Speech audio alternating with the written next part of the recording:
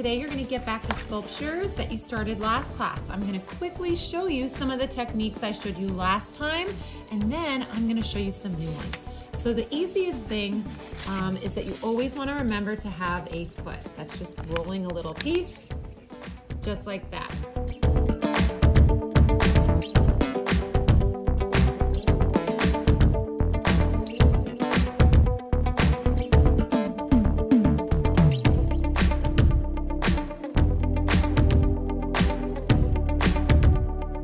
That will get you some type of heart. The last thing I showed you last time, or actually I think I had two other things, was how to make a spiral. So when you put it around your pencil,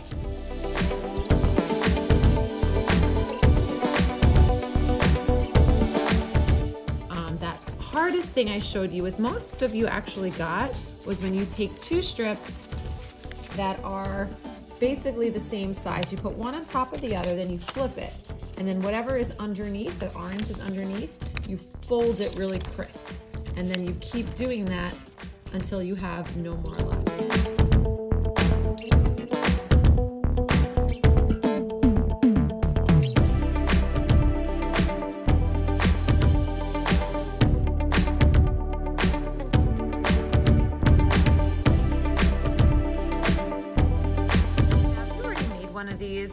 I would try some of the new techniques first, because you don't want to have just all the same things. And whenever you're using the glue, make sure that you wipe it and that you're right up to that tray.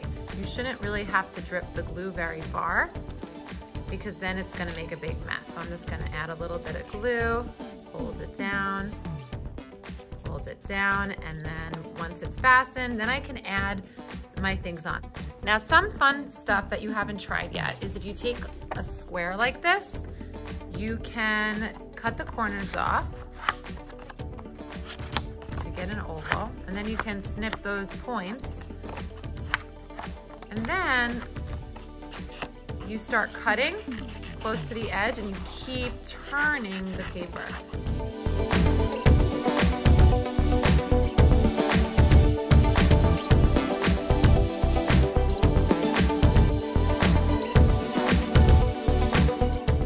It down, that you want to kind of open them up a little bit and kind of bend them back. But you do have to be patient, because you see here, I have to hold it down and make sure that it's sticking before I can fold it over and attach it somewhere else. So I'm going to show you maybe 3 more techniques, and then I will glue all of them down. So another fun thing is to get a bigger piece of paper like this, and if you fold it, you can do a cutout. So on the folded side, not on the open side. What side? Folded side, you can cut your design. So I'm just gonna cut a little heart. So I cut half of it. And now I can decide how I'm gonna have that stand up. So I can have it like this. I could make a little tab on each side. And I could put the glue on these little tabs just by folding. And then when I glue it, it will pop up nicely. So I'm gonna put that to the side. Another thing is getting a thick strip, and then like a finger apart, cutting little notches. I'm not going all the way to the end. I'm going maybe halfway. And then I fold one way, fold the other way.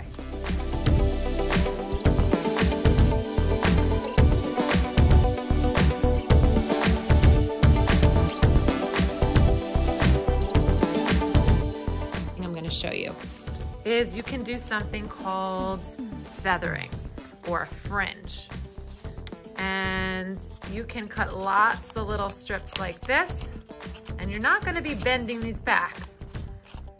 You're just adding a little texture to your papers.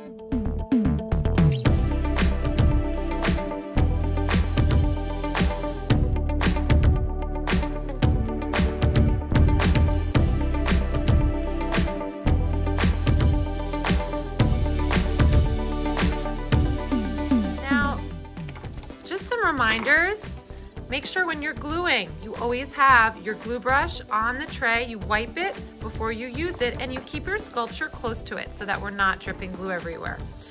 pick up your sculpture.